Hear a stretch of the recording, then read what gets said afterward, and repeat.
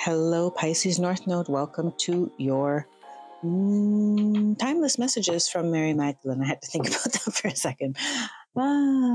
Yes. If you're new to this channel, North Node Alchemy, welcome. If you are joining us from the Feminist Alchemist channel, welcome as well. And thank you for joining me over here.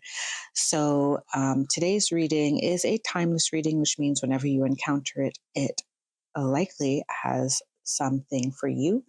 It is, though, a general reading, which means not all messages will apply to you potentially. So just take what resonates and leave the rest for whoever else in your Pisces North Node collective needs to hear that message at this time. Do always check in with your intuition and your guides or higher self to confirm anything that you feel is applicable to you. You can like this reading if it resonates, and do subscribe to the channel if you feel so inclined. It does help me connect with your energy better, and it just signals to my guides and yours that you are open and willing to receive messages through this channel. Let's begin. I will grab 2 cards from the Mary Magdalene Oracle, and I will thank her in advance for her guidance and messages of encouragement.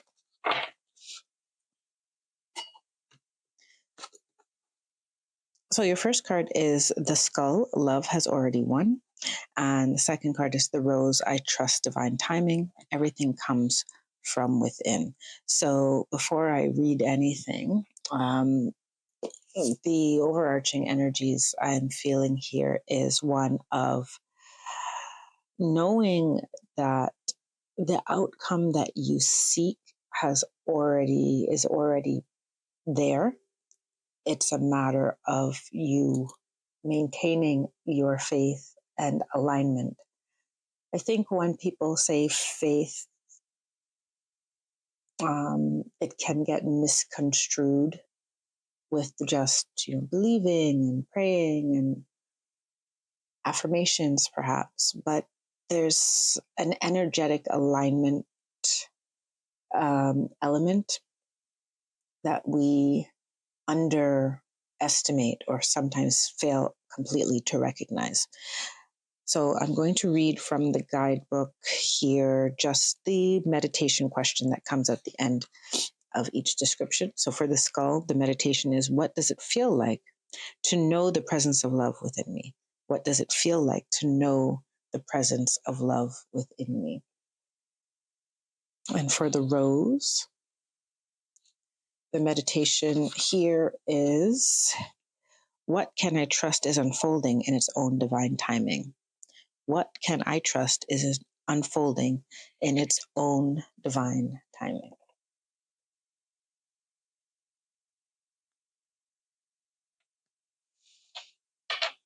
I'm going to jump into the tarot already.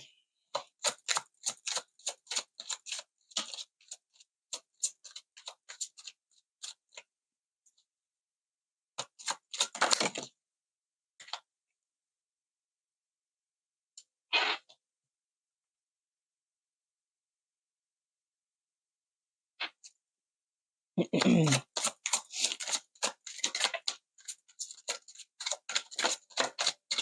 just going to get all the cards first before I start talking, because I find that the shuffling comes out a lot louder than I anticipate. Okay, so we have the Tower, the 4 of Pentacles in reverse, the Sun in reverse, the 3 of Pentacles, the 7 of Cups, which is matched with the High Priestess in reverse, and then we have the 3 of Cups at the end. Ew. Sorry to make that noise. And then we have the 7 of Swords at the bottom of the deck. So, yes.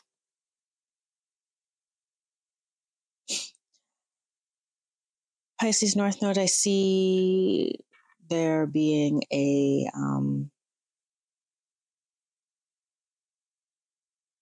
major change that is being navigated. It seems to have caught you off guard, greatly caught you off guard.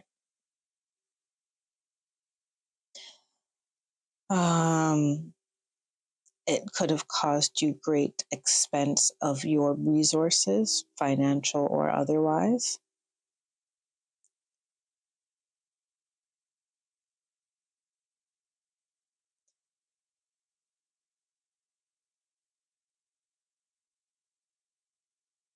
And I feel here that, let me move this up a little.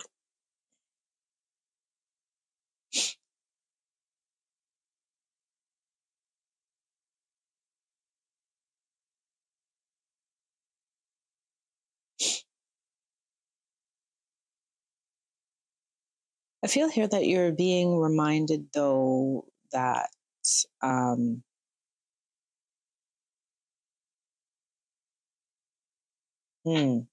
rebuilding has already begun.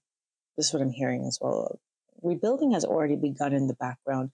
The destruction was part of the building because there were certain constructs, relationships, ties that were in your environment that would not allow you to move forward in the way that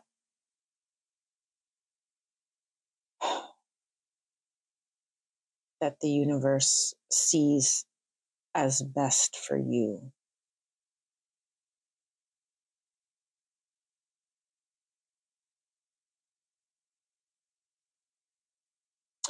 It's almost like some of your options, I shouldn't say it's almost like, the picture I'm given is that some of your options you were having a hard time choosing between, and so they had to just take some away from you. Some of them just had to become not viable. So you may be in this state where it's like, now that this happened, like for example, now that I've experienced certain losses, there's this, I can't do this, I can't travel here. Let's say that they're financial. I can't travel here, I can't do that, I can't do this. Now, it's limited your options of what you're able to do in the short to medium term. This is because they don't want you to do them, right? Or because they would not bring you to where you need to be. Um, the Three of Cups is usually a celebratory kind of energy. What I'm seeing from the way these cards are, the Three of Cups, the Seven of Cups, and the Three of Pentacles, it's like somehow you may be experiencing several towers because three plus, if you take away three options that are gone because of financial reasons or material reasons, and you take away three options because you've had falling out with people or the way people react to your situation cause you to, see something about their character that doesn't sit well with you. What do you end up with? One cup, right? And that is the one that they want you to follow. Because your intuition has been compromised by the sheer amount of chaos going on around you, is what I'm feeling, or conflicting intentions.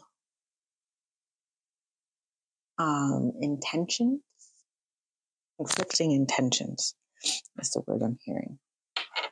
Let me go to the next set of tarot. Sorry, my throat is a little because I think I accidentally ate some dairy. I don't eat dairy. It makes me all phlegmy.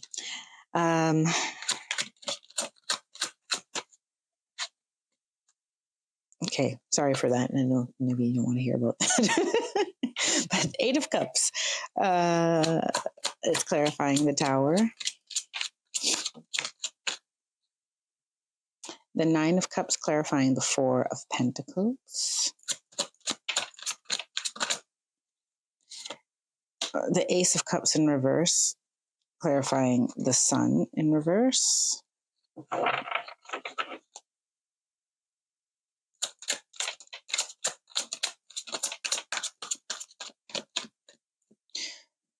The Queen of Swords in reverse, clarifying the Three of Pentacles. That was a slip. I don't think I'm going to take those. Oh, no. I am going to take them. The Two of Pentacles in reverse and the Ten of Cups in reverse, clarifying your Seven of Cups and the High Priestess in reverse. And then we have the Five of Pentacles in reverse and the Chariot, clarifying the Three of Cups. Okay, I hope we kept that all in order. And then we have the Ten of Pentacles in reverse at the bottom of the deck. Oh my goodness. This is an overhaul. There is an overhaul, impending overhaul.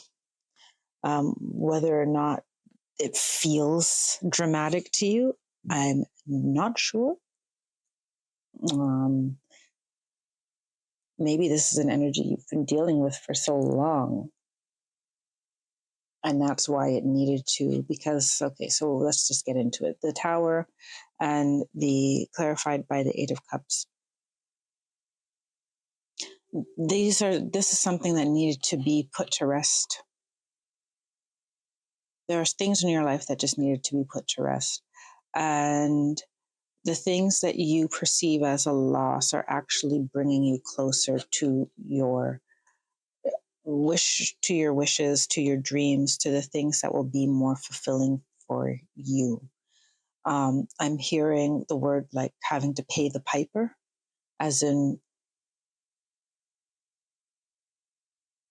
it could be karma that you needed to fulfill in order to get your next chapter. It's not a punishment. It's just it had to be done. And some was that there was already something set in motion, and the easiest way for you to get out of that, instead of losing all of your wishes and your future fulfillment, was for you to, let's say, lose in the short term rather than lose in the long term. I think my singing bowl track is a little bit loud. It's kind of distracting. I'm going to turn it down a bit. Okay. And the Sun in reverse and the Ace of Cups in reverse. Yeah, this is, I feel, let me listen as opposed to, I mean, I did invite an honored guest, so I should let her speak as well.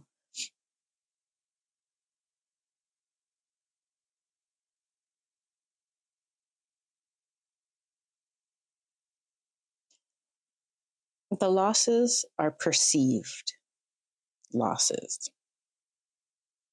but the effect of the perception of the loss is also what creates the win.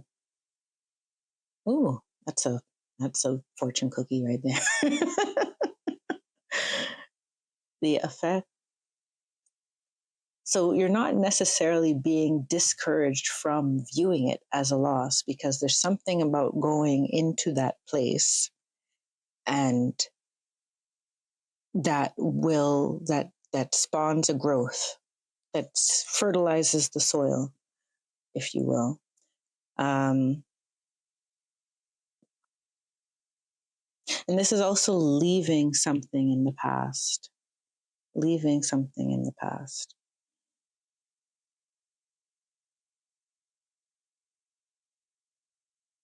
I feel that your defenses needed to be dropped for a reason, because there was an upholding of a facade. There's an upholding of something that was not a reflection of your most loving, authentic self. Queen of Swords in reverse and the Three of Pentacles here. There was the upholding, like the upholding of a relationship, the upholding of a dynamic that was not based on, like, this queen needed to fall. The persona you created needed to fall.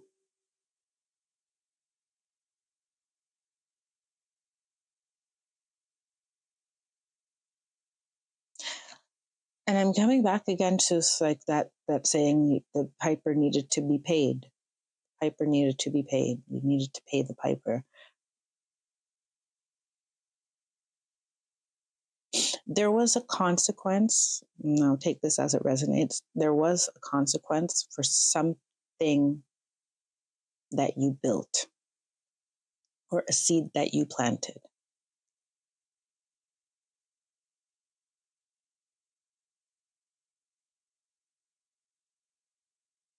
The loss is not a real loss. It's just what happened when, if you, so for example, if you enter into a business contract and you promise certain things, but because you're so excited to get, your first really big corporate client, but you are not built up yet to handle the workload that this corporate client has, right? There is a consequence if you can't deliver on what you promised, right? And that may be whatever is in the contract, paying a penalty or losing the contract or whatever that may be. However, taking that contract in the first place was not the time for you to do so, even though it was exciting and, um, maybe a big compliment to you that someone referred you to such a big company. So I'm just riffing an example that they're kind of feeding me. But there's something about, for some, biting off more than you can chew, over promising. There's something that basically was easier for you to take the loss in the short term than to stick with it in the long term and lose out on this, because it will take you out of divine timing for what else the universe wants to bring you. This is what I'm getting from what they're telling me and what is showing in the 7 of Cups and the High Priestess, the 2 of Pentacles in reverse, and the 10 of Cups in reverse. There's just like this massive,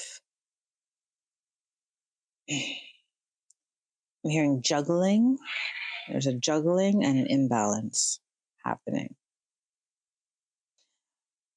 And now they're pulling me to the word juggling as in a relationship.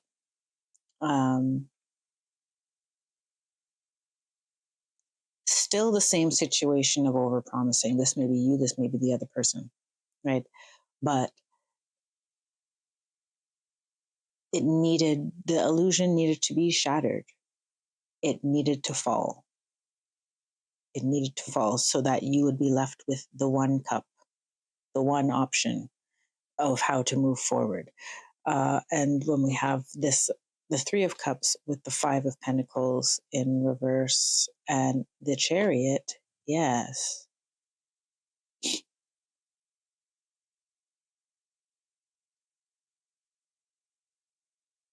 Yeah, this is the end of a poverty cycle. This is the end of loss, the end of lack.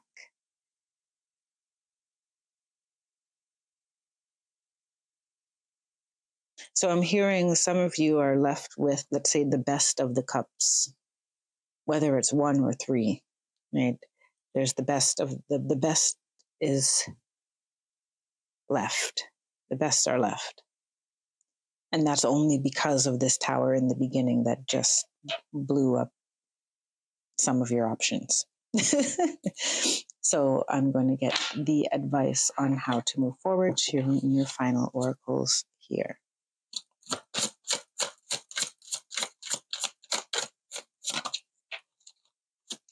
The Companion. Old Garden Rose. And I'm going to grab the 2 from the Moonology deck here. I'm just going to keep them here for now. Beside me. So let me read straight from the guidebook for this one. Old Garden Rose, the Companion. Provence Rose. Relationships of all type are in focus at the moment, and one or more need your closer attention. You may find by tailoring and combining two or more of your projects, ideas, or plans, a more achievable result may be had. Other people and their needs are going to play a bigger part in any decision making that you need to make or plans that you have in the future. Make sure that you are making room for others, as someone needs a little more of you at the moment. The companion is there as a shoulder to cry on, a cheerleader to spur you on, and a smile you can always rely on. The exploration here is, what are my most important partnerships and how did they form? The plant energies here are relationships, partnerships, loyalty, support, and agreements. The deities are Philotes, Cupid, Parvati, and Frigga, and the astrological sign is Libra. So I'll speak to an energy I kind of got a whiff of towards the end here. This card of celebration, the Three of Cups here with the Five of Pentacles in reverse and the Chariot, is finding, also felt to me like, and I said, yeah, it could be one option left or it could be three, but it's also, there's a weeding out of people that are not, that are, you know, hitching themselves to your ride. So, and you'll be left with the ones that are worth you investing your energy into. That's for some of you. Speak your world into being. You have first quarter moon in Gemini. And break through the tension. Is this the way that I should be putting them down? No. Break through the tension, full moon in Scorpio, and then speak your world into being. So what I have here.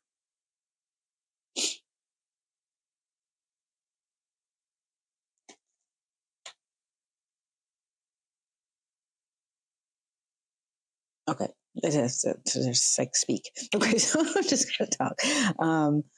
So speak your world into being. Yeah, there are definitely some conversations that need to be had. I do feel like putting it this way. There's some conversations that need to be had. There may not be the most comfortable conversations, but there's some conversations that need to be had. And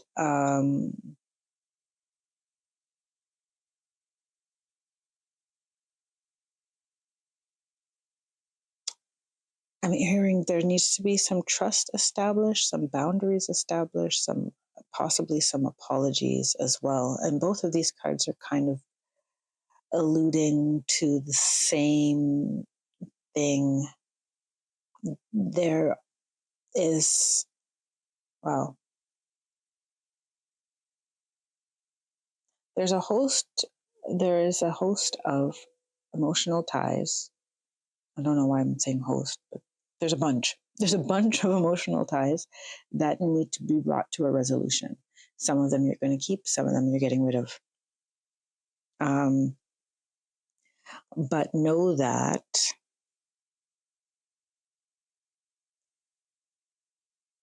there is, the only wrong that you can do is to not have the conversations. The divine needs you to help move things along by putting certain people by slotting people where they belong in your life.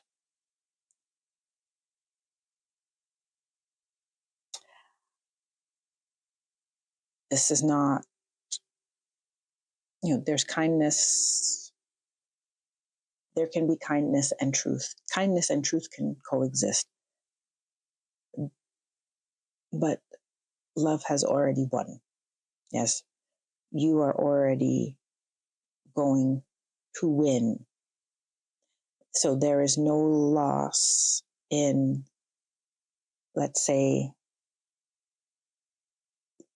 tying things up with a bow, leaving things in good energy. So for some of you, I am getting the strong feeling that some of you do have karma to tie up.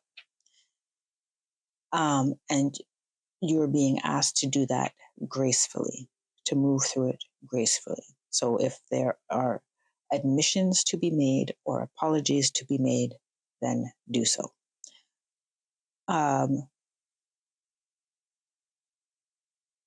And I'm hearing that it's like, not, let's say, prioritizing the self. I don't want to say selfish, prioritizing the self, but do understand that the apology, any apologies or admissions that you need to make doesn't have to be accepted by the person or wanted by the person. But there's just something for you in terms of moving. You may not even have to do it to the person in person or to the person, but there has to be an admission to spirit that you understand that certain things had certain ways, certain behaviors, certain intentions did not come from the purest place within you. That's for some of you. And it happens, happens to the best of us, all of us, like who not, right? So, but know that there is just basically, I guess, for everybody, the lesson, know that you are coming out of this, let's say, renewed, refreshed and renewed, and are on a trajectory where everything is going to blossom and bloom as it should from now on, given that you allow those things, situations, people to fall away with grace in a way that's neutral, no, at least on your part, no bad feelings on your part, no negativity on your part. It's what's done is done. The end. Making your peace, breathe through the tension, and speak into being what you want next to unfold. So Pisces North Node, I do hope that that was helpful to you. Thank you, Mary Magdalene, for your messages today. I'd like to thank your guides, Pisces North Node, and mine as well. I don't know if I was calling you Virgo from time to time. I'm sorry if I did. Pisces. And yeah. So I was thanking your guides, my guides, and all of the benevolent beings who came to support this reading. I wish you all the best on your journey, Pisces North Node, and I will see you again. Until then, take care, be well, and stay blessed. Bye for now.